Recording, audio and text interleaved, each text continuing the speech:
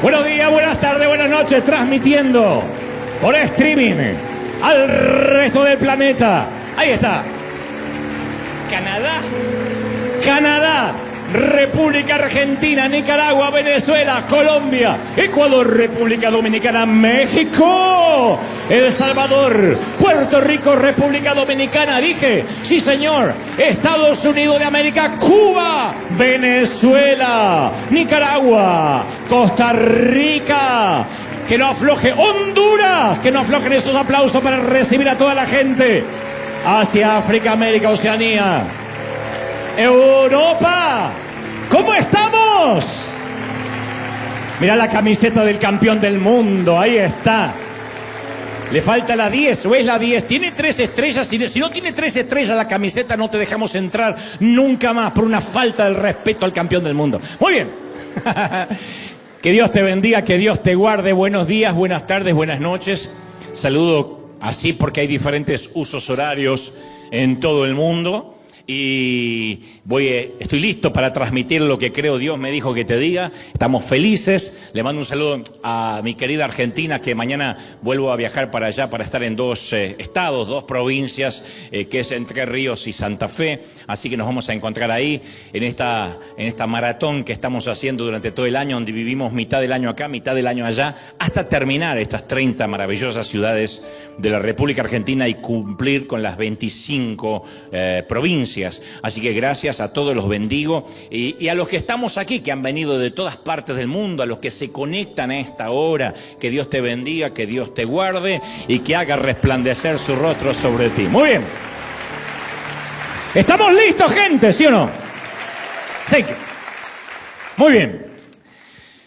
Hace unos días ocurrió cierto evento en Argentina en el cual de alguna manera se mezcló la política con la iglesia e hizo que estallaran los medios de comunicación y obviamente las redes.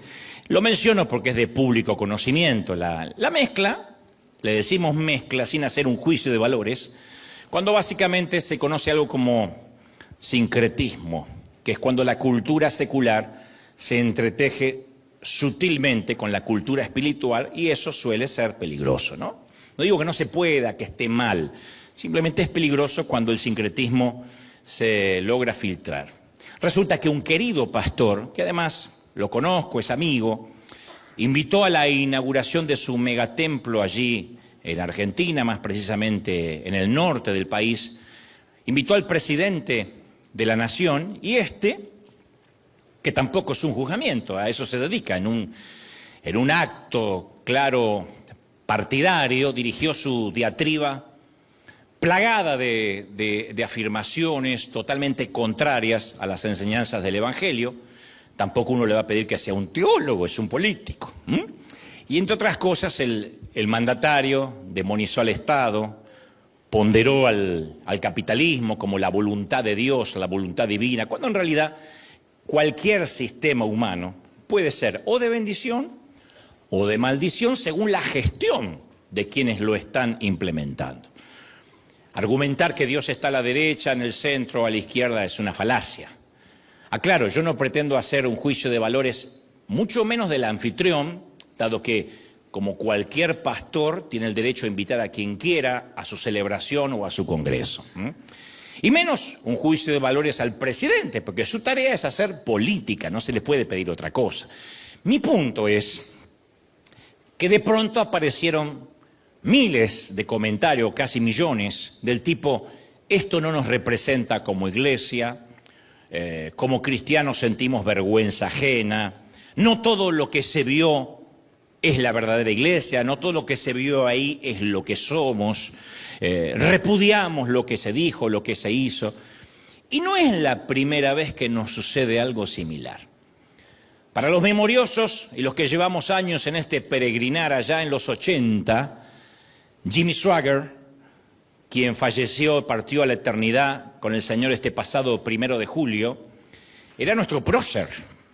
Nos jactábamos de tener en nuestras filas a un predicador cautivante, carismático, con buen léxico, buena dicción, excelente retórica, que denunciaba públicamente el pecado y que además era un gran músico, un orador insigne y una estrella televisiva, por si fuera poco. Tenía todas las condiciones de un rockstar, pero además ungido. Era nuestro representante, hasta que un día confesó públicamente que había solicitado los servicios de una prostituta y pidió perdón ante millones de televidentes. No sé si coaccionado, obligado o de motus propio, pero caramba, que hay que tener valor para hacer eso. Recuerdo que en aquel entonces, hablo de la década del 80, muchos cristianos salieron a despegarse de Swagger e incluso a hacer quemas públicas de sus libros, de sus discos, diciendo, ya no nos representa, ya no tiene que ver con nosotros. Es como si de pronto desde el Salmo 51 en adelante quemáramos todos los salmos de David, porque es allí cuando él confiesa su pecado y confiesa que se había acostado con la mujer de uno de sus soldados. Y puedo mencionar otras decenas de ejemplos. Entonces nuestro complejo de las minorías hace que continuamente estemos buscando representantes dignos. Nos gusta decir, ¿viste que se convirtió Juan Luis Guerra? ¿Viste que parece que Montaner es cristiano? Nos gusta cuando por fin parece que dejamos de ser minoría y alguien famoso nos representa. Puede ser secular, puede ser un gran predicador, lo enarbolamos como bandera, lo exhibimos y apenas muestran alguna falencia humana, que claro que la van a mostrar, sentimos la necesidad de salir a aclarar que ya no nos sentimos representados, que nosotros somos otra cosa muy distinta. Número uno, como si necesitáramos representantes. Y lo que es aún peor, como si nosotros fuésemos dignos de que nos represente. ¿Quiénes somos nosotros para decir, tengo un representante, un embajador? ¡Oh! Como si necesitáramos, insisto, que nos represente. Dicho esto, todos sabemos que Jesús nunca dejó nada escrito por su propio puño y letra. La Biblia no fue escrita por Jesús, fue inspirada por el Señor, fue inspirada por el Espíritu Santo, pero no hay nada de su puño y letra. El Hijo de Dios que participó en el diseño de toda la creación, durante su estancia en la tierra, no dejó tras de sí ni una sola nota escrita para que la leyéramos 1000 veces. Imagínate lo que sería tener algo escrito, primera de Jesús, segunda de Jesús y tercera de Jesús. Sería maravilloso. La única vez que el Señor escribió algo, lo hizo en un tenso momento en que unos fariseos le llevaron a una mujer atrapada en el acto mismo del adulterio, exigiéndole que le decretara la pena de muerte para ella, la pena capital. Y Jesús no respondió nada y se puso a escribir, dicen las Escrituras, en la arena. La siguiente lluvia que cayó obviamente eliminó por completo el rastro de sus únicas palabras que sabemos que escribió Jesús durante su estadio en el planeta.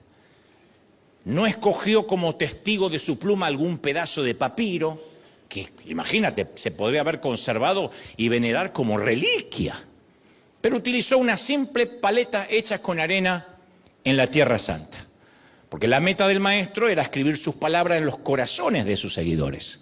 Entonces el escribir sobre la arena creo que fue arbitrario, intencional, adrede. Yo lo veo como una metáfora del tipo de superficie que él elige para dejar su marca.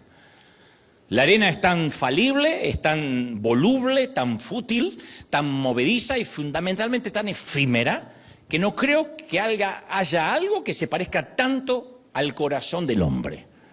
Por eso dice Pablo en la segunda carta de Corintios, capítulo 3, versículo 2, nuestras cartas sois vosotros, escritas en nuestros corazones, conocidas y leídas por todos los hombres, escritas no con tinta, sino con el Espíritu del Dios vivo, no en tablas de piedra, sino en tablas de carne del corazón. ¿Sí o no? Como digo siempre, la mayoría de nosotros vamos a ser la única Biblia que alguna vez alguien va a leer. Y yo confieso que muchas veces yo me he sentido confundido ante la razón por la cual Dios nos encomendó a nosotros, unos seres humanos llenos de defectos, la tarea de comunicar las buenas nuevas. ¿Por qué Él escribió su carta sobre la arena de los corazones? Dicho sin vueltas, a ver, ¿Por qué Jesús nos encomendó tamaña tarea a gente tan endeble como la arena, a gente como nosotros, el predicar? ¿No hubiese sido muy bueno escribir unos buenos tomos en papel? ¿No era mejor una autobiografía en enciclopedia, que Jesús se retirara al monte y escribiera o dictara, y ahí estuviera, no sé, Pedro tratando de escribir si es que no tenía errores de ortografía, y hoy tuviéramos las enciclopedias de lo que dijo, los que escribió Jesús? ¿No hubiese sido fascinante? ¿Por qué nosotros tenemos que cargar con la responsabilidad de ser cartas conocidas y leídas por todos los hombres? ¿Por qué la gente continuamente nos está mirando a nosotros para creer en el Evangelio de Jesucristo? ¿Qué posibilidades tenemos como iglesia de cambiar el mundo para bien? Me gustaría decirte que pegues una miradita, no tienes que mirar mucho así, como somos 360, pueden mirar los de enfrente, ustedes pueden mirar los de allá, ustedes los de allá, pero miren el grupo destartalado de gente que somos. Algunos más vestiditos que otros, pero ¿de verdad creemos que somos la gente correcta? Entonces hoy, yo quiero ser brutalmente sincero, quizá más que nunca, pero Dios sabe que no es con la motivación de herir susceptibilidades, sino de sanar. Solo quiero que me dejen avanzar antes de que me apedreen. Llevo casi 57 años de peregrinar cristiano, 38 años desde la primera vez que hablé en público y mencioné al pastor Danny Campbell, que está aquí, que fue uno de los primeros audaces que me invitó, supongo porque no le importaban mucho sus ovejas o me amaba demasiado. Y durante estos años yo me he ido encontrado con una buena cantidad de predicadores y líderes alrededor de todo el mundo. Los conozco a casi todos, porque Dios me ha dado la providencia de participar en congresos, en conferencias, en cónclaves. Hombres y mujeres que parecen preparados para cualquier cosa, menos para el liderazgo espiritual y mucho menos para pastorear gente. Y entre los predicadores más conocidos y populares, que obviamente no voy a mencionar porque eso es chisme y espíritu de doña Florinda, me he encontrado con los tipos más inseguros del mundo. Tras bambalinas, backstage, making off, cuando se bajan del escenario, del stage o del altar, los más espirituales. Algunos llenos de complejos no resueltos, traumas solapados, serios trastornos de personalidad hedónica, narcisista. Yo miraba a alguno y decía, Señor, ¿por qué no lo internas? Otros tantos con un complejo coercitivo, con síndromes de dictadores de países bananeros, regenteando sus congregaciones como si fuesen pequeños feudos, muchos creyéndose sus propios estados de Instagram con filtro, escuchando a sus aduladores obsecuentes, a los que les pagan un salario para que los aplaudan como focas amaestradas. Yo los he visto. Algunos otros asegurándose un nepotismo que los mantenga en el ministerio de manera vitalicia. No dudo que haya hijos que hereden o que también tengan un llamado, pero yo he visto a muchos colocando a sus hijos al frente de todo un imperio eclesiástico y familiar, aunque no necesariamente tengan ni la capacidad y mucho menos el llamado de Dios. Pero lo peor de todo esto es que yo también me miro al espejo. Y yo tengo un poco de todo eso, sumado a otras debilidades que no estoy dispuesto a confesar aquí y que no te importan. De todo eso yo tengo un poco y otras cosas que por pudor no mencionaré. Y no obstante, yo tengo que reconocer que algunos de los personajes más extravagantes que yo he conocido, a los que yo no hubiese llamado nunca, como yo nunca me hubiese llamado a mí. Si yo fuese Dios, nunca me hubiese llamado a mí. Digo a Dante, nunca. Esos personajes a los que les sobra ego, a los que les falta mucha terminación fina, son los que han logrado muchísimo en la obra de Dios. Y han hecho más que muchos traseros calientabancos. No estoy hablando de ustedes, sino los que vienen al otro servicio que son más calentitos. Y estos personajes extravagantes organizan alivio a los necesitados, alimentan a los hambrientos, me consta, proclaman las buenas nuevas para bien o para mal, con errores, sin errores, algunos más teológicos y cristocéntricos que otros, pero predican, pululan el evangelio. Y este esquema solo es una réplica de algo que la Biblia nos muestra con gran claridad. Dios usó a Jacob con su ética tan poca digna de confianza. Jacob era un tramposo, un timador. Dicen los teólogos que casi era un argentino. Usó a David con sus caídas morales, a Jeremías con su ánimo lúgubre, las lamentaciones de Jeremías. Jeremías era un cortavenas. A Saulo de Tarso con su pasado de abusos, a Pedro con sus notables fracasos. Entonces, al pensar en las personalidades cristianas contemporáneas que yo he conocido, y después al pensar en las que aparecen en nuestra Biblia, yo he llegado al siguiente principio. Dios usa gente rota, no a dignos representantes. Dios usa gente como nosotros. ¿Estamos de acuerdo, sí o no?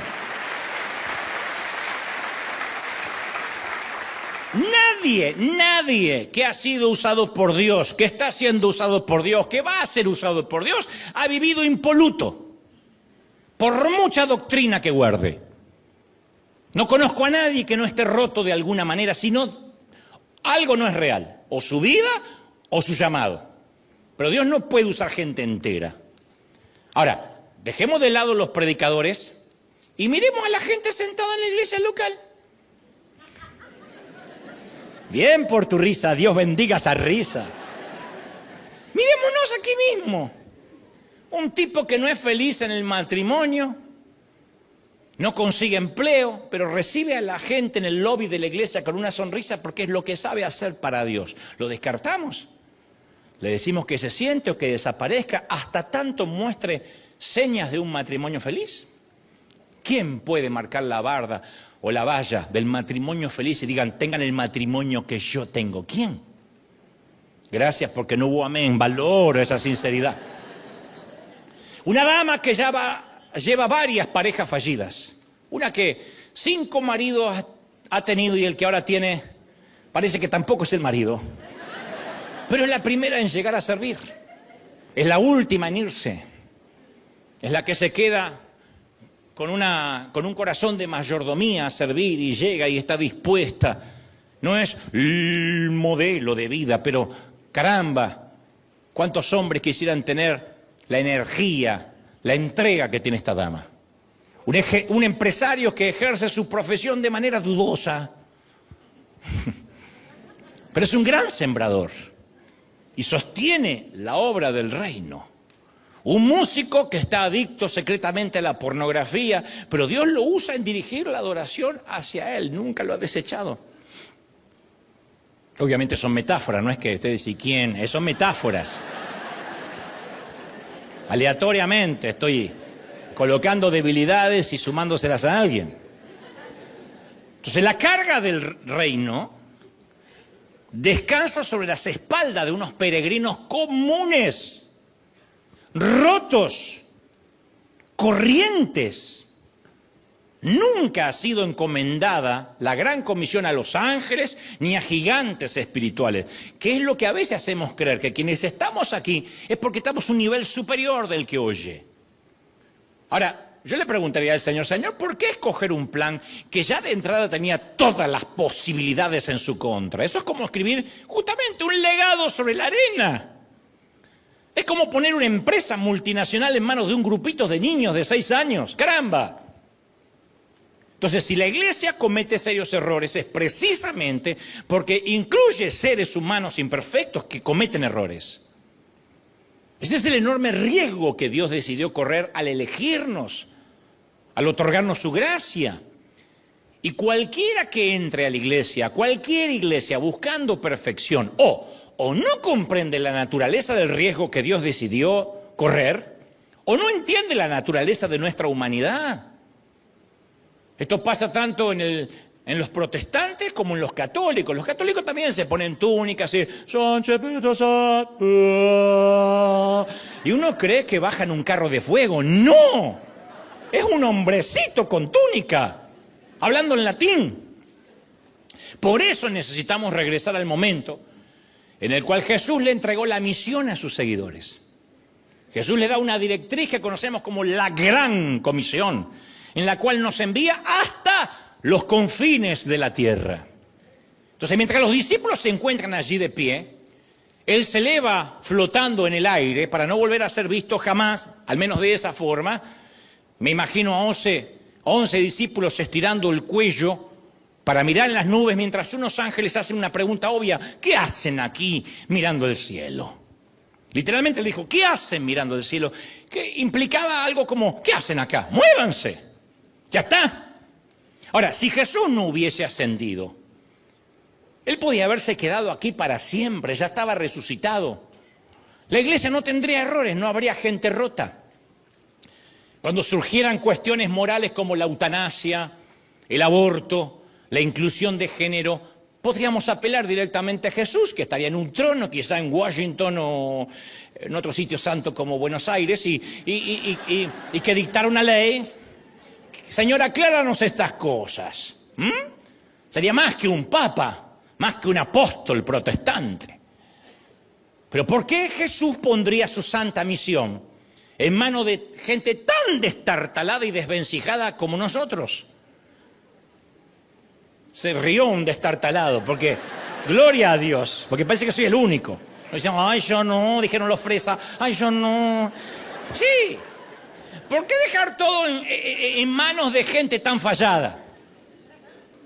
A ver, si Jesús tiene el poder de curar enfermedades, ¿por qué no se ocupa de los macroproblemas como los terremotos, los huracanes, las guerras o quizás de todos los virus que atormentan la tierra? Y la respuesta es que Jesús rechazó esa opción desde el comienzo de su ministerio, cuando se negó a aceptar la solución mágica que le ofreció Satanás en persona en el desierto. El primer acto oficial de Jesús como adulto fue cuando en el desierto se encontró cara a cara con el acusador. Eso fue un duelo cósmico. Satanás lo tentó para que cambiara las reglas de juego. En las planicies arenosas de Palestina, más que el carácter de Jesús, estuvo en juego la libertad humana. Satanás le dice a Jesús que convierta una piedra en pan. Luego le ofrece todos los reinos del mundo y lo incita a que se arroje desde una gran altura para comprobar y corroborar la promesa de Dios de que lo iba a socorrer o sostener o impedir que se lastime. ¿Dónde está lo malo de esas tentaciones? Porque no le ofreció emborracharse, drogarse, que hiciera una orgía, que dirían: ¡wow! Por el contrario, las tres tentaciones se parecen a cualidades que uno esperaría de un Mesías. Se parecen a las cualidades de las cuales se predican en muchas iglesias. ¿Acaso Jesús no iba luego a multiplicar los panes para 5.000 comensales? Demostración mucho más impresionante. Entonces, ¿qué le costaba convertir una piedrita en pan y calmar su propio hambre? Sí iba a multiplicar piedras en panes, o peces, o panecillos multiplicados, lo que sea. También iba a triunfar sobre la muerte y a resucitar. Entonces, las tres tentaciones intrínsecamente, o sea, en sí mismas, no son malas, no fueron malas. Sin embargo, algo fundamental sucedió en el desierto que quiero que hoy comprendamos. Yo cuando veo las tentaciones, noto que Satanás tentó a Jesús con las partes buenas del ser humano, evitando las partes malas. Por ejemplo, saborear el gusto del pan sin estar sometida a las reglas fijas de la agricultura. Enfrentarse a un riesgo sin peligro, gozar de la fama y el poder sin la perspectiva del proceso. O sea, llevar una corona sin tener que pasar por la cruz. Técnicamente es lo que Satanás le ofreció a Jesús. No tienes que ir a la cruz, no tienes que morir por los pecados de nadie. Yo te doy todo el poder, toda la fama, tienes la protección, puedes hacer milagro, puedes ir a la corona, a por la corona sin pasar por la cruz. Esa tentación que Jesús resistió es la que muchos de sus seguidores a veces no podemos resistir. A Jesús le hubiese bastado decirle sí al diablo para que en lugar de escribir la gran comisión sobre la arena movediza de los hombres y mujeres rotas, la escribiera sobre su propio poder.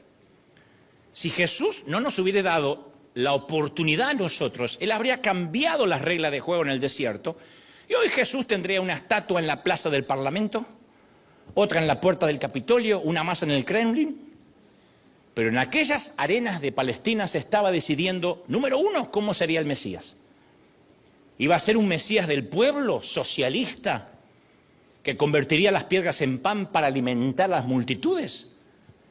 Iba a ser un Mesías de la Torá, erguido majestuosamente en el elevado pináculo del templo.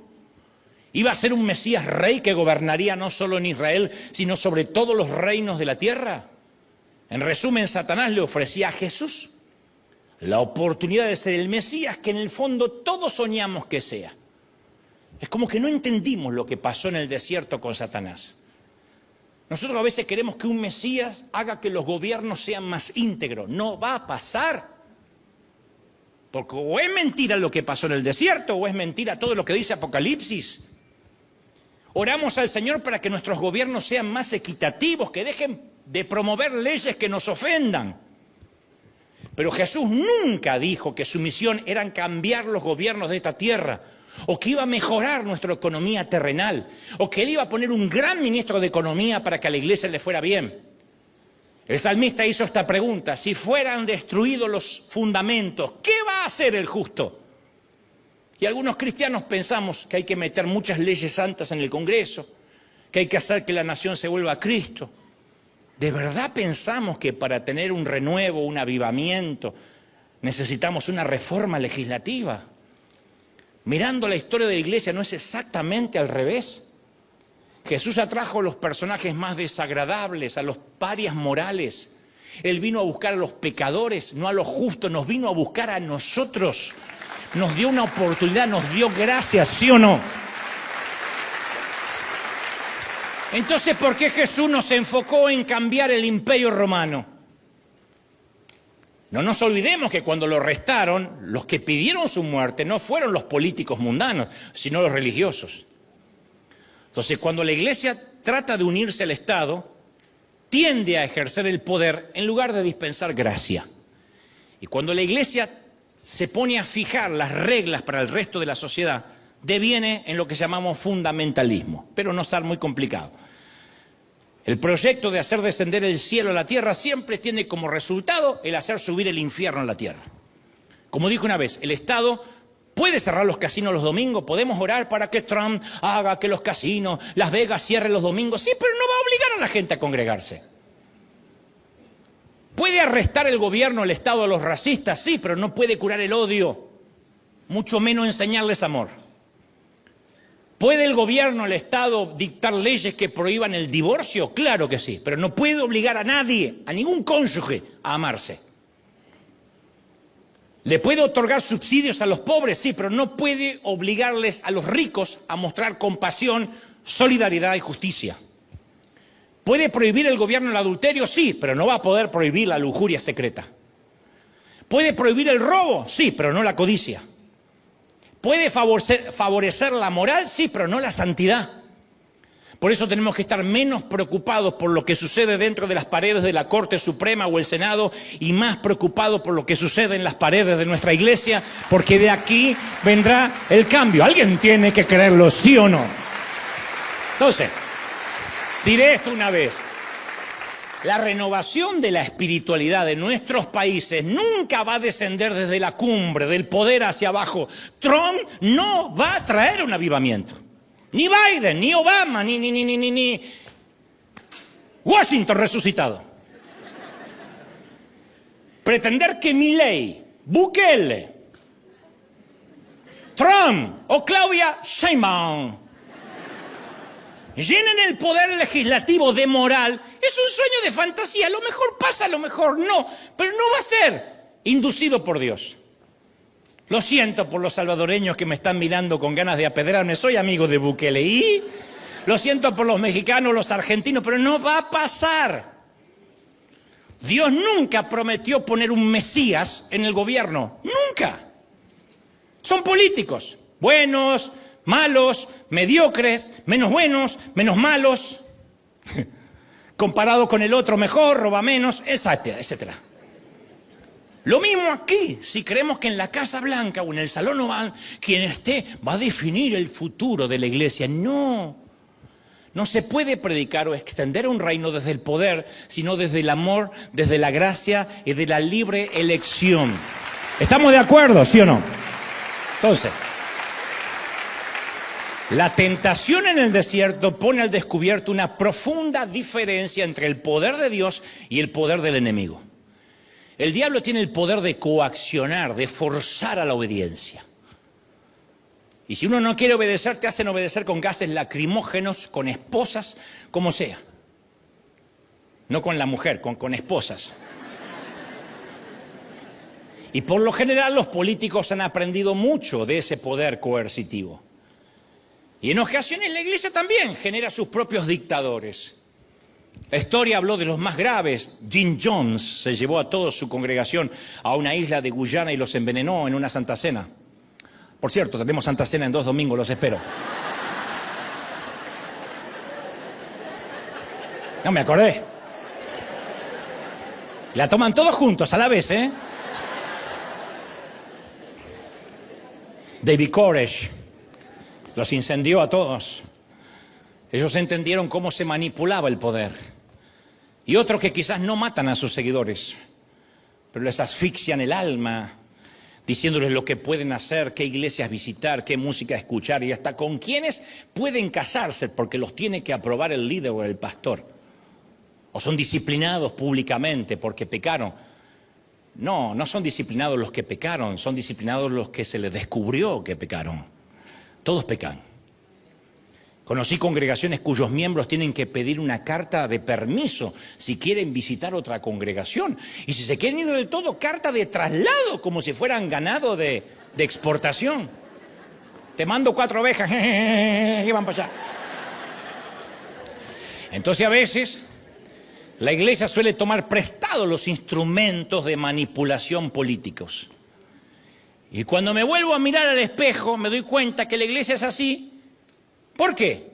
Porque está compuesta de gente como yo. Nos falta hasta paciencia para permitir que el Espíritu Santo actúe en forma lenta y a veces hasta queremos forzar los cambios de la gente. Decimos, terminó el servicio y ¿cuántos pasaron al altar? Porque creemos que los convertidos se cuantifican y si no se los anota no se convirtieron. Viene un artista a la iglesia y nos sentimos frustrados si al final del servicio no corrió llorando al frente, porque sentimos que o no lo manipulamos lo suficiente, o nos faltó obligarlo un poco más a creer en lo que nosotros creemos. Aquí ha venido un par, 2, 3 veces, siempre cuento Cristian Castro y la gente dice sí, pero después veo que el gallito no cambió de vida.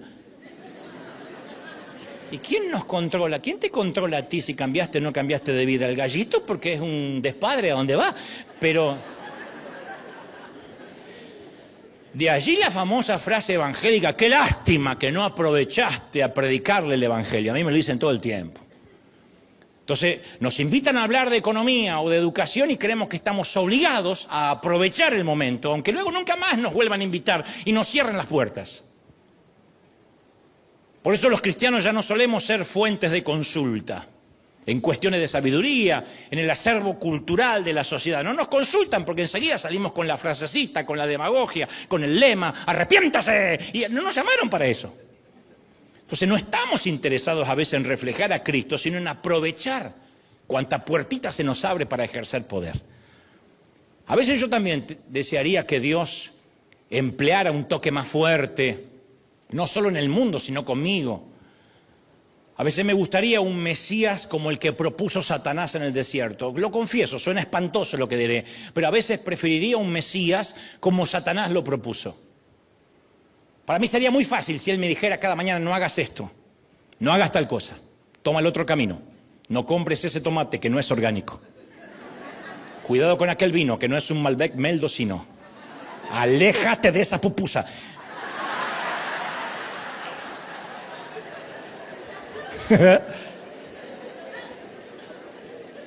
Ese mexicano te está mintiendo, pica. Muchos creen que eso es ser cristiano. ¿Sabe cómo le llaman? Estoy buscando la voluntad de Dios. ¡No! Quiero un genio de la lámpara. Un Mesías que no le permita equivocarse. Y también nos gustaría que Dios asuma un papel más activo en los asuntos humanos. ¿Cómo no? Si Dios simplemente, yo me lo he preguntado un montón de veces, porque ahora funjo como abogado del diablo por un rato. Hago las preguntas incómodas que todos se hacen, nada más que yo las digo acá. De todas maneras ya tengo los amigos y los enemigos que supe conquistar. Si Dios simplemente hubiese extendido la mano para quitarle el poder a Stalin, a Mussolini, a Hitler, a Noriega, a Franco, a Stroessner, Pinochet, Videla, Castro, Saddam Hussein, ¿cuántas vidas se hubiesen salvado? ¿Por qué no lo fulminó? ¿Cuántas veces hemos dicho, Señor, qué te cuesta? Un infarto y ya. Está bien, si se arrepiente te lo llevas. A todos nos gustaría un Dios metido en una lámpara que uno pueda frotar cada mañana y decir, Señor, te pido, Señor, en el nombre, ato a Trump para que deje de hacer redada en el nombre del Señor, que no se pueda levantar, que le agarre un dolor acá. ¿Qué pasó? ¿Qué pasó, chamo? Que Maduro abandone el poder de Venezuela, que Maduro... Tantos mueren de infarto, uno más, Señor. Que Cuba sea libre, que Vladimir Putin renuncie a la guerra y que Argentina gane los próximos 3 mundiales hasta que se retire Messi.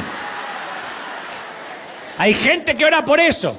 Señor, hazlo por Messi, tú sabes que nos dio tantas alegrías. Hasta que se retire, que ganemos 2 mundiales más.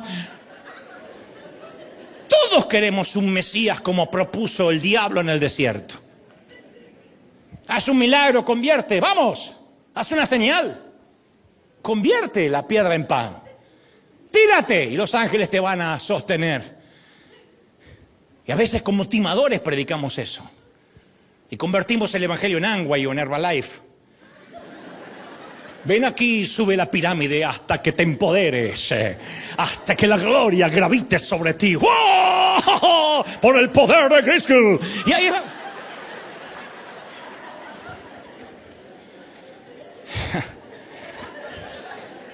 Esto va a salir al aire.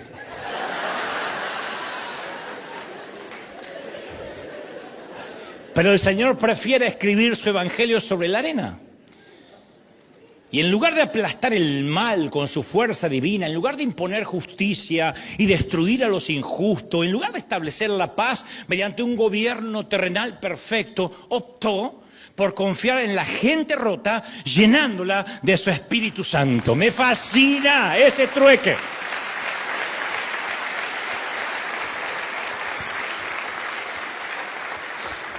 Los discípulos proponían lo mismo, que Jesús mandara fuego a las ciudades ateas. Señor, ¿quieres que los quememos? Pero a diferencia de ellos, Jesús nunca se iba a imponer a quienes no estaban dispuestos a recibirlo.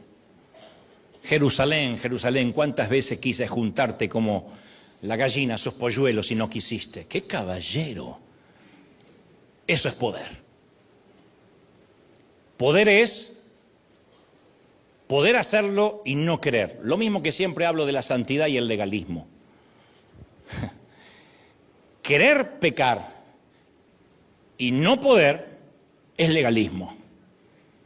Quiero pecar, pero no puedo porque me van a descubrir, porque se va a hacer un lío, porque no quiero pagar las consecuencias. Quiero pecar, pero no puedo. Eso es legalismo.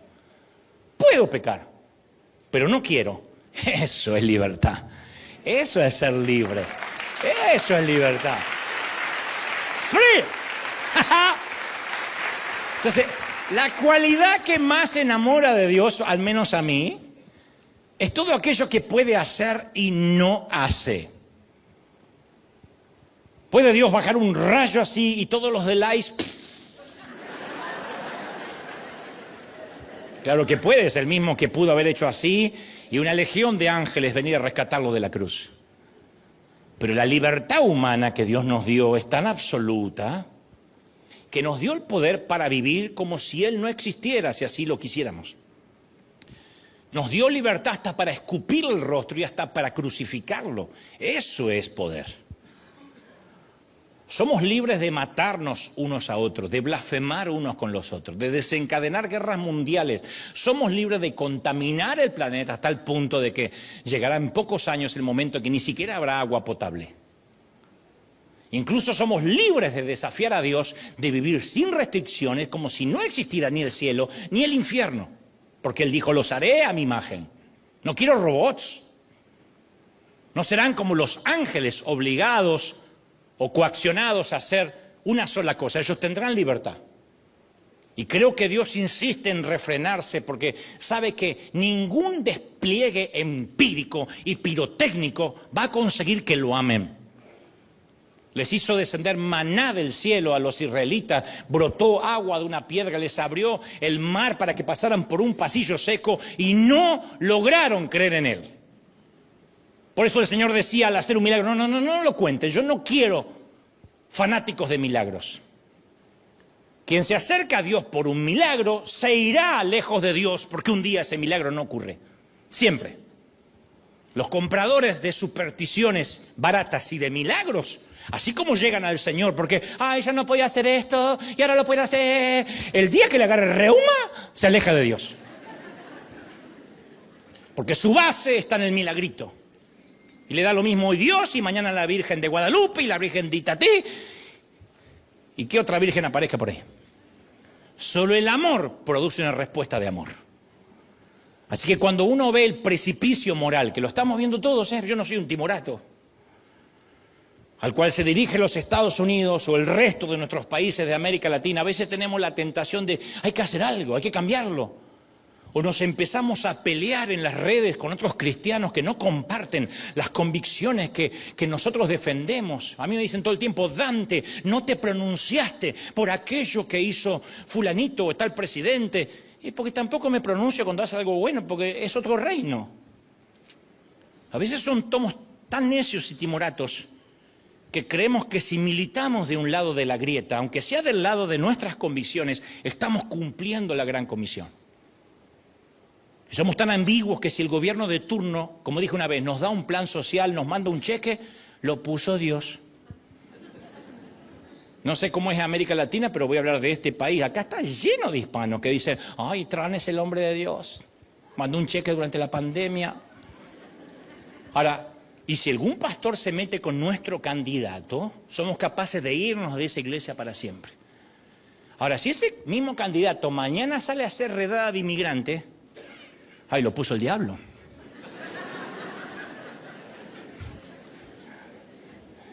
No lo puso ni uno ni el otro. Todos los reyes, todos los gobernantes son permitidos por Dios para que se cumpla y elevemos la mirada al cielo y nos alegremos cuando estas cosas pasen. No hay un candidato que sea de Dios. Yo no me imagino a Jesús en los tiempos de él y vamos a orar a mi padre para que Tiberio y Octavio le ganen las elecciones a Julio César y a Pilato. No, la política de Roma no tenía nada que ver con el reino de Dios. Así que regreso a las primeras cartas escritas en la arena. Para formar el planeta Dios usó glaciares, inundaciones, desplazamientos de las placas tectónicas, erupciones volcánicas, genes, secuencias de ADN. Todas esas cosas desempeñaron un papel en la formación del planeta en el cual habitamos. Después, como corolario, Dios le asignó la administración de este planeta a la única especie que hizo a su imagen, a nosotros. Jesús nos delegó a nosotros, gente destartalada, la tarea de propagar el mensaje de las buenas nuevas. Dios ha asignado a un grupo de seres humanos con fallas la tarea santa de llevar el Evangelio al mundo. Y quiero agregar algo. Nos confió la predicación del Evangelio a personas que encima somos tan distintos entre nosotros. Por eso hay tantas congregaciones diferentes y música diferente. Y a mí me sorprende, por ejemplo, la iglesia de Cuba. La iglesia de Cuba siempre está con candela, con sabor. Que nos están persiguiendo, que viene Castro, aleluya. Ellos siempre están así. Que a un mexicano y a un argentino no le sabe. Porque el mexicano viene con el mariachi dentro, a llorar y llorar. Y el argentino también, que me abandonó la morocha. Tenemos el tango en las venas. Nunca vamos a ser caribeños, nunca. Aunque hay aquí caribeños, nosotros no vamos a ser nunca como Nando, así que se le sale... No vamos...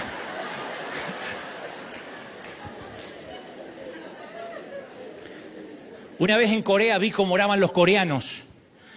No oran como nosotros, Señor Jesús, te pido que me bendiga. No, el coreano hace...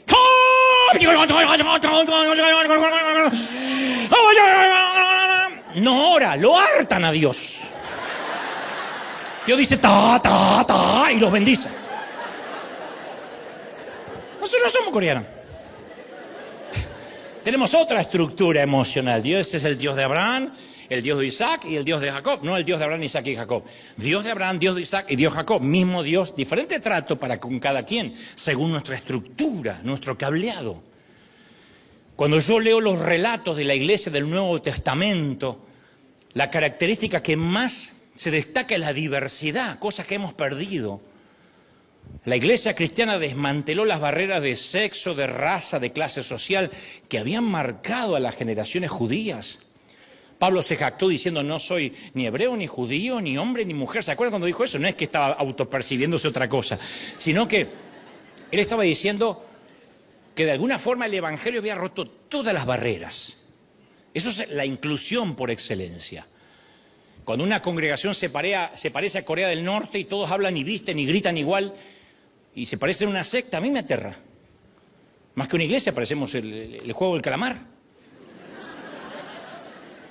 Cuando veo a la gente vestida igual, con mantillas, todas con el mismo largo de cabello, las mismas faldas marrones, los mismos zapatos estilo monje franciscano, a mí me da escozor.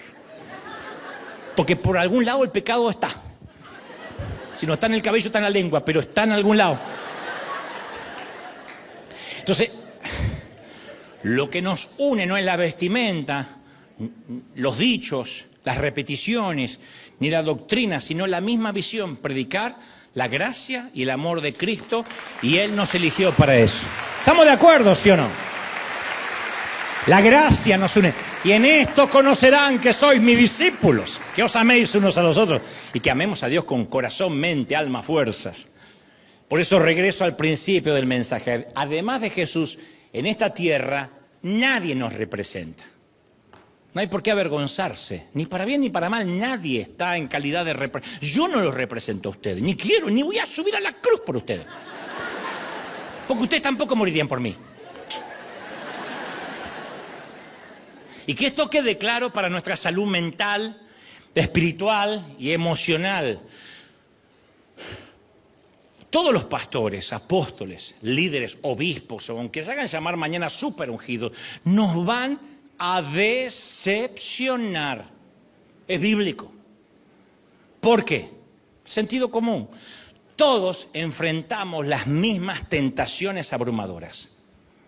A todos nos han herido y a todos nos han lastimado. No es ungido aquel que nunca fue herido. A todos nos cuesta trabajo perdonar. No es que Dios te confía la predicación del Evangelio cuando amas a todo el mundo. Hay gente que yo digo: Señor, ¿por qué no te lo llevas o te lo mando? Los que estamos aquí, no estamos porque somos mejores o más santos de los que se sientan ahí o los que ven ahí. A mí no me viene a la mente ni un solo problema o tentación que sea exclusivamente de ovejas y no de pastores. Somos increíblemente humanos. Esto no es una apología al pecado, no, solo que nos cuesta admitir que somos humanos. Y la vulnerabilidad es absolutamente transformadora y crea más confianza, nunca menos. Jamás la vulnerabilidad socava la autoridad. Puede que yo sea el predicador más antihéroe que jamás haya existido, el que más habla de sus errores. A mí nunca nadie me faltó el respeto por eso, todo lo contrario. La gente está quebrantada, está sufriendo, tiene vidas reales y un mensaje que desde el púlpito, desde el stage, llega sin identificación y empatía, profundiza la vergüenza del que vino. Es un bendito alivio cuando un pastor confiesa su humanidad. Pero a veces nos asusta ser transparentes y yo lo entiendo, en algún punto lo entiendo, porque no todas las congregaciones son maduras para un líder sincero, no todas se la aguantan. Algunas prefieren depositar sus expectativas en simples y pequeños hombrecitos, pero eventualmente les va a fallar. Pero como algunos prefieren el Mesías que propuso Satanás en el desierto, también prefieren predicadores infalibles. Entonces no podemos salir a decir, no, tal pastor no nos representa, porque todos nosotros somos el peor desastre jamás reunido. Yo sabía que a esta altura ya no había muchos amén. No importa, somos el peor desastre jamás reunido. Y te diré algo, si la prensa no está hablando mal de ti, no eres porque eres más santo, sino porque nadie te conoce. Y tu vida no le interesa a los periodistas ni a la prensa especializada. Gozas de algo fabuloso llamado anonimato. Disfrútalo. No eres más santo, eres más anónimo.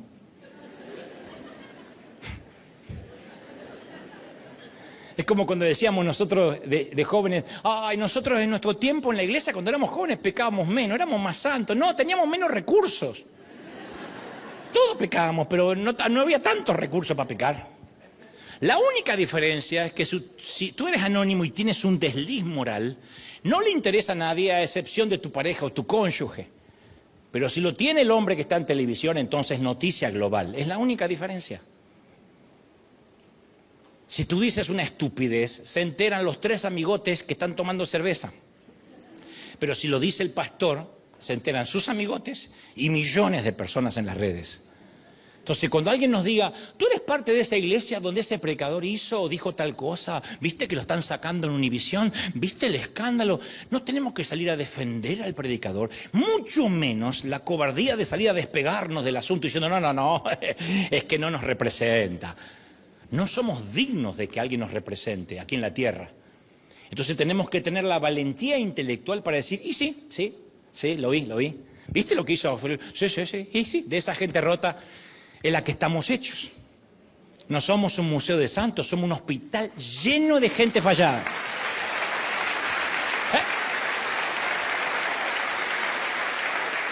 No, pero viste que aquel pastor lo que dijo, ¡qué vergüenza! No, qué vergüenza si conociera mi vida.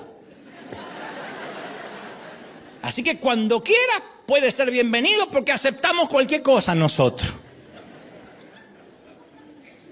En el reino puede convivir gente como Yesenia, Jiménez, Ledesma, Ronnie, Benny, Cash, Rudy Maldonado, Dante y Marco, porque está más que claro que Dios ama y usa a todo mundo. Dios usa a todos. ¿Sí o no?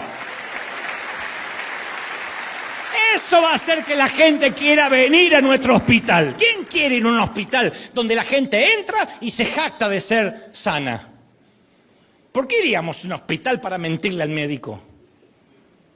¿Por qué lo convenceríamos de que no necesitamos un médico? Justamente, sí, esa gente somos. Me llamaron muchos amigos esta semana. Che, ¿vos tenés algo que ver con ese pastor que apareció? ¿Cómo no me tenés que ver, amigo? Tus amigos son terribles, como los tuyos, nada más que nosotros somos más públicos. No, porque viste lo que dijo. Ay, no sabés lo que digo yo a veces. ¿En serio? Sí. Bajan las defensas. No salgo y digo, no me representa. ¿Cómo no me va a representar? Es más, me representa muy bien, porque yo estoy tan destartalado como esa gente. Entonces no hay que adoptar el papel del Salvador ni del Mesías, para los cuales estamos muy mal equipados. No somos responsables del testimonio de nadie. Todos vamos a decepcionar. Y te profetizo algo, yo voy a decepcionar a mis hijos. Como mis padres me decepcionaron a mí. Como tú vas a decepcionar a tus hijos, aunque ahora digas, no, yo soy excelente mamá. Voy a hablar con tu hijo dentro de 30 años y vas a ver. Nadie se recibe de padre para después ser un buen padre o buena madre. Haremos lo mejor, no me cabe la menor duda. Pero siempre ellos tendrán una factura que pasar. No estuviste, no me escuchaste, o eras muy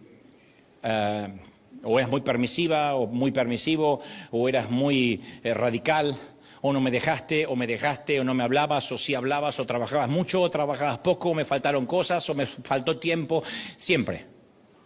Esa es la gran aventura de vivir. Y te digo algo más, tus hijos decepcionarán a tus nietos. Pero nos han adoctrinado con la creencia de que no hay que decepcionar a nadie. Eso es una carga que los humanos no podemos llevar. Las apariencias, vender una imagen, eso está bien para Instagram, para TikTok, pero no para la vida real. Hay tanta presión por agradar que reconfiguramos nuestra personalidad para tratar de encajar con todo el mundo. Y eso no va a pasar, ni Dios puede hacer que lo ame todo el mundo. Como digo siempre, mientras que hace descender lluvia, algunos maldicen por la inundación, mientras que otros agradecen por los campos. Una vez Juan Carlos Ortiz, nuestro fundador, me dijo: el día que decidas con quiénes vas a tener éxito, ese día también estás decidiendo con quiénes vas a fracasar. Y Jesús decidió tener éxito con los pecadores y fracasar con los religiosos, los ejecutores de la ley, que representaban el legalismo en todo su apogeo. Eran quienes colaban el mosquito y se tragaban el camello, pero siempre querían dejar claro que Jesús no los representaba, no nos representa. Ese no es el Mesías que estuvimos esperando durante años. No es el Mesías que hablaba Moisés, no. Claro, no soportaban a un Mesías que coloreaba por fuera de las líneas. Para ellos todos debían mantenerse dentro de los rígidos requerimientos de su religión visca, miope y legalista. Y tristemente todavía tenemos muchos de esos tipos que atacan a cualquiera que se sale de la línea, de su línea, no de la línea de Dios. Hace poco, al borde de un infarto, alguien me escribió y me dijo: Dante, qué decepción. A mí cuando me dicen qué decepción, ya tienen mi atención porque me encanta. Me dice: 1 hora de mensaje y nunca tocaste la Biblia. La mencionaste de memoria varias veces. Son los que hoy seguirían a Jesús y dirían: qué decepción. 1 hora hablando de peces, semillas, monedas perdidas, fabulitas del hijo pródigo y jornalero, y jamás tocó los rollos de Moisés y Isaías. Los maestros de lo tedioso, los docentes que hicieron un máster en anatomía de la estupidez. Nunca los vamos a agradar. Y para culminar quiero regalarte una ilustración magnífica, creo que alguna vez te la conté. Un pastor capitalino de ciudad fue enviado por su organización a pastorear una iglesia rural en un pequeño pueblo. Y cuando llegó se dio cuenta de la falta de sofisticación cultural que tenía aquella comunidad. Era gente playita, intelectualmente. Y como si fuese poco, la orquesta improvisada de la escuela primaria donde empezó a asistir su hijo intentaba tocar la 9ª sinfonía de Beethoven, que es una de las más complejas del compositor, lo dicen los propios músicos. Y este pastor, criado en la ciudad, decía: Beethoven se debe estar revolcando en la tumba cada vez que oye a estos alumnos, incluyendo mi hijo. Así que un día, harto de escuchar los torpes intentos de los alumnos por ejecutar la sinfonía, encaró al profesor de música. Le dice: ¿para qué coloca sobre estos pobres niños la terrible carga de tratar de interpretar lo que Beethoven tenía en la mente cuando compuso su sinfonía? Es más, le digo, ni siquiera la Sinfónica de Londres podría lograr la perfección de Beethoven. Y la respuesta del profesor pueblerino lo dejó atónito. Le dice: sí, ya sé, yo no lo hago por los alumnos. Ni en sueños estos chicos van a lograr tocar a la perfección. Y menos la 5ª Sinfonía de Beethoven. Pero la orquesta de nuestra escuela primaria les va a dar a algunas personas de este pueblo el único encuentro que van a tener con la 9ª Sinfonía de Beethoven que jamás van a tener en su vida. Estos campesinos, granjeros, gente sin cultura, sin preparación académica, muchos de ellos analfabetos, van a venir a escuchar a sus hijos. Y aunque muy lejana a la perfección, va a ser la única manera y la única vez en su vida que escucharán algo cercano a la música clásica de Beethoven. Esta gente jamás en su vida va a escuchar una sinfónica, un teatro, ni tendrá acceso a la cultura musical. No van a ir nunca a Broadway. Yo les doy la oportunidad de acercarse lo más posible a lo que Beethoven tenía en mente. Y me recuerdo a mí mismo esta analogía cada vez que veo un predicador que no me agrada, o que invitaron a un presidente a una iglesia a hacer su retórica, o no comparto el griterío y el emocionalismo que ciertas congregaciones muestran. Y a veces tengo ganas de escribir en mis redes: la iglesia de fulanito me avergüenza, no me siento representado. Pero aunque los humanos nunca logremos lo que el gran compositor tenía en mente, Esos sonidos son oídos en la tierra. Los predicadores, quienes nos congregamos, somos los torpes músicos de la primaria. Todos rotos, ¿eh? Algunos disimulamos un poquito más. Intentando acercarnos a la quinta sinfonía del cielo. Algunos ejecutan un gran violín, otros una flauta dulce, otro un címbalo, una pandereta. Por sí solos ya somos un desastre. Ninguno de los predicadores ni pastores, sé que lo van a desmentir, pero ninguno hemos sido elegidos por nuestra capacidad, por nuestra santidad, por nuestro precio que pagamos o por nuestro talento. Pero nos guste o no, somos los instrumentos desafinados que Dios utiliza y es lo que hay. Es lo que hay. Es lo que hay, ¿o no? Es lo que hay. Esto es lo que hay. Juntos y cada uno a su manera hacemos el intento de acercarle a la gente algo parecido a la melodía del cielo. La iglesia, sus predicadores, seguiremos siendo los torpes músicos, insisto, que intentamos interpretar lo que tenía en mente el Señor cuando escribió su partitura con sangre. Yo estoy consciente que por lo general la mayoría de las iglesias a veces ofrecemos más entretenimiento que adoración, más uniformidad que diversidad, más exclusivismo que programas de extensión, más ley que gracia. Pues somos humanos. No creo que alguien se levante a la mañana y diga, hoy voy a ser hereje y llevaré a varios al infierno. Eso no ocurre. Pero esta iglesia imperfecta, incluyendo a tu pastor aún más imperfecto, es el noble intento del gran profesor de hacernos oír la melodía perfecta de su obra. Es su gran tesoro en vasos de barro. Tesoros en vasos de barro. ¿Pudo haber delegado su partitura en ángeles? Claro, pero nos prefirió a nosotros. Por eso recuerda que la iglesia perfecta no existe. Porque tanto el pastor como la gente que la integra está compuesta por gente como tú y como yo. Y como digo siempre, si la encuentras la iglesia perfecta, la friegas porque llegaste. O llegué. No exijas perfección cuando tampoco la puedes ofrecer. Esto vale para las parejas y para cuando buscamos iglesia. No exijas perfección. ¿Saben cuántos muchachos andan buscando la mujer perfecta? Oh, el Brad Pitt ungido anda buscando la mujer perfecta. Y yo le digo, ¿te miraste el espejo? No, porque uno sale a buscar allá arriba. Y las chicas también, ay, yo quiero, ay, ese hombre soñado. ¿Te viste, mija? Ternura. No estoy hablando de haciendo un juicio estético, ¿no? La belleza es relativa. Estoy hablando de ¿qué podemos dar de perfección para exigirla?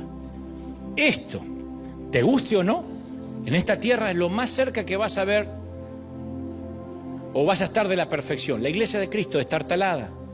Y hoy ante testigos quiero volver a prometerte algo. Es de lo único que estoy seguro que voy a poder cumplir. Yo voy a decepcionarte, tenlo por seguro.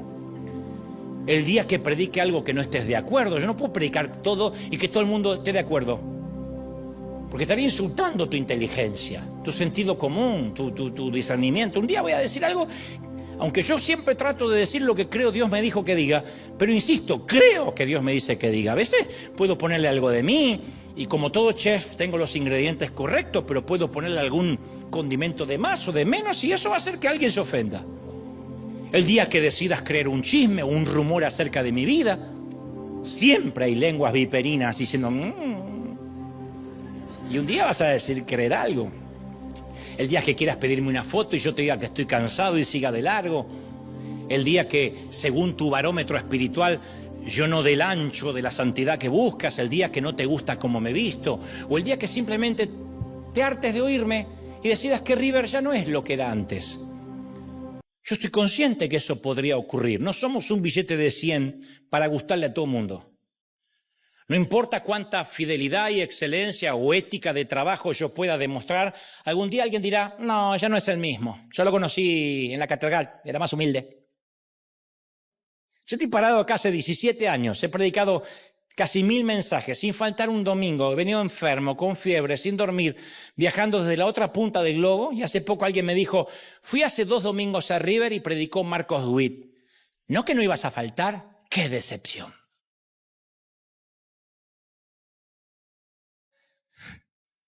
Ahora, no importa si vamos a ganar 1000 peleas sobre el cuadrilátero, la gente nos va a juzgar por esa última que nos vio perder. Y tú también me vas a decepcionar un día. Cuando encuentres a un orador mejor, cuando cambies de destino, cuando decidas irte de River. Aunque obvio, nunca vas a encontrar uno más elegante que yo. Jamás. Van a ser todos panzones, pelados.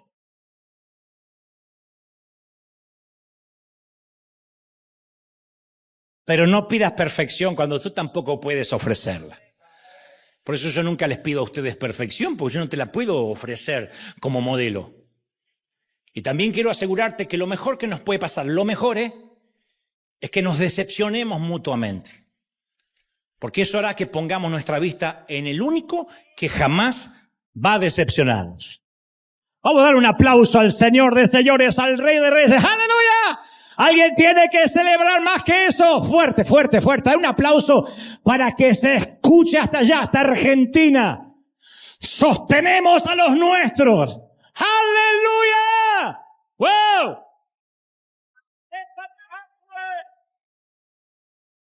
¡Vamos, vamos, vamos! ¡El Rey está en la casa! ¡Wow! ¡Impresionante! ¿Puedes sentirlo, sí o no?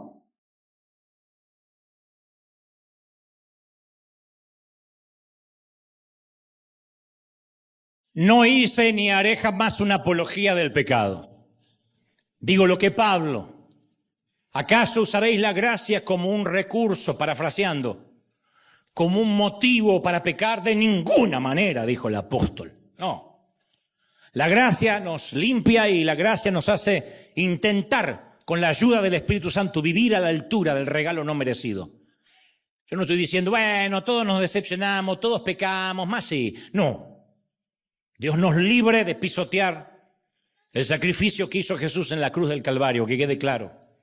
Lo que traté de decir hoy es que respaldamos a todos los que están haciendo algo. Respaldo a los pastores, al querido pastor de Chaco, respaldamos a los pastores que predican, a los que le va bien en su matrimonio, a los que no, a los que tienen hijos rebeldes, a los que se le van de la iglesia, a los que están en duda respecto a las finanzas, porque están haciendo, hacen. Mientras que otros simplemente están en sus casas, sentados cómodamente. Hay gente que se arriesga a hundirse. Pero caramba, que para eso hay que bajarse del barco. Entonces, no condonamos el pecado, no todos son amigos nuestros, pero no tenemos que defender a nadie. Hay que salir a decir que sí, somos vulnerables. Sí, somos gente rota. Acá viene gente con problemas, que quede claro. Si hubiera familias perfectas, ¿para qué venir? Si todo el mundo estuviera sano y gozara de preciosa salud, ¿para qué venir? Ni hablar si todos fueran santos. ¿Para qué venir a buscar palabra? Necesitamos encontrarnos con la gracia a diario y decir, Señor, este soy. Eso no es baja estima. Eso es saber quién uno es. A partir de ahí Dios se empieza a glorificar. Y te sienta en mesa de grandes y te bendice y te da favor. Porque Él no comparte su gloria con nadie. Y como digo siempre, Él no desaprueba el orgullo. Él no sugiere que no tengas orgullo. Él le repugna el orgullo. Aborrece Jehová al petulante, al orgulloso. Y cuando uno dice, Señor, este soy, y se presenta vulnerablemente ante Dios y ante la gente, ¡ah!, el límite es el cielo. Porque todo lo que hace, el crédito se le lleva a Dios. No puede decir, bueno, es que yo estudié, soy teólogo. Bueno, es que yo guardo la santidad. Bueno, es que yo oro tantas horas por día. No, Dios es el que se lleva el crédito. Aún si oraras, aún si trataras de buscar la santidad, es Dios y su gracia. No es su gracia y lo que hacemos, no es su gracia y el diezmo, su gracia y congregarnos, es su gracia. ¿Están conmigo, sí o no? Somos vulnerables. ¿Habrá alguien en River y en casa que podría arrojar la primera piedra? ¿Habría alguien que está así diciendo, tengo unas ganas de ese predicador que me avergüenza de verdad? Arrójala. Arrójasela a la cara y demuestra que tú eres más santo.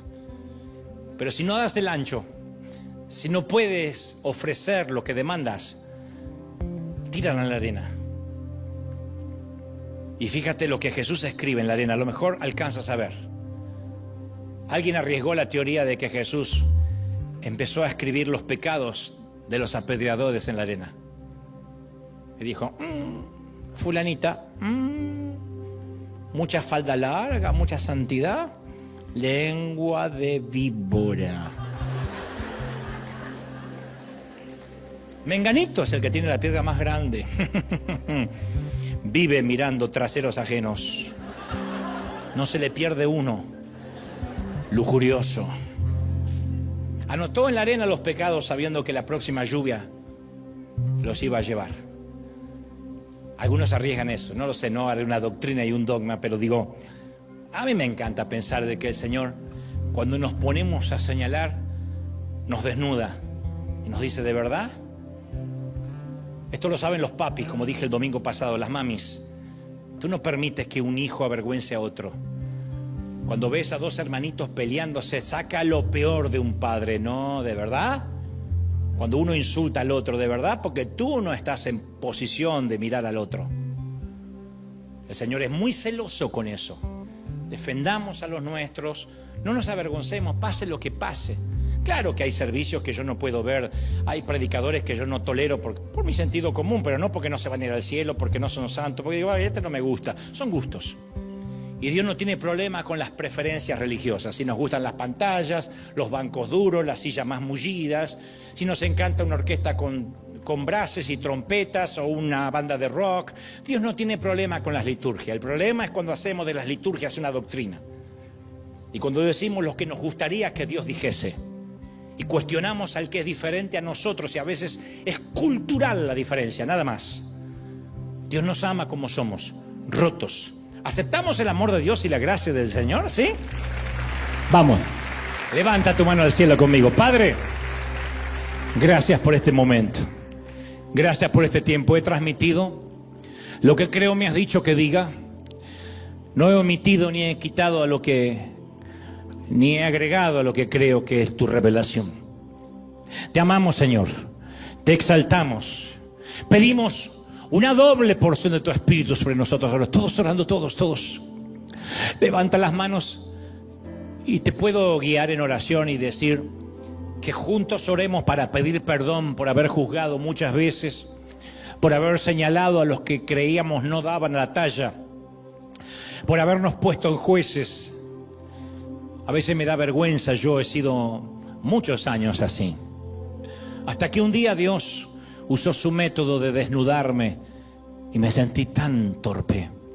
Señor, tu gracia nos basta. Levanta tus manos, adora al Señor. Llena nuestro templo, llena nuestra vida, llena nuestro ser con tu gracia, con tu misericordia, con tu amor. ¡Uy! Más de la gloria de Dios. Todos orando, todos. Si alguien tiene el bautismo del Espíritu, interceda como conviene. Los que no abran la boca, que de algo Dios la va a llenar. Pero todos orando. Comienza a clamar a Dios y dile, Señor, esta es la palabra que viene a mi mente. Ahora recibo tu palabra. Ayúdame a no juzgar, ayúdame a no tener preconceptos. Que tu gloria llene mi vida, mi mente, mi familia. Gracias, Señor, porque no me han discriminado. Y la gracia que yo dispensa es la gracia que voy a recibir. De gracia recibiste, de gracia das. No está hablando de dinero, está hablando de que lo mismo que se te perdonó, perdona. Perdona a nuestros deudores, perdona mis deudas como yo perdono a mis deudores. ¡Qué cláusula! ¡Oh, bendito sea, Señor! Ayúdanos a ser más sencillos, más humildes.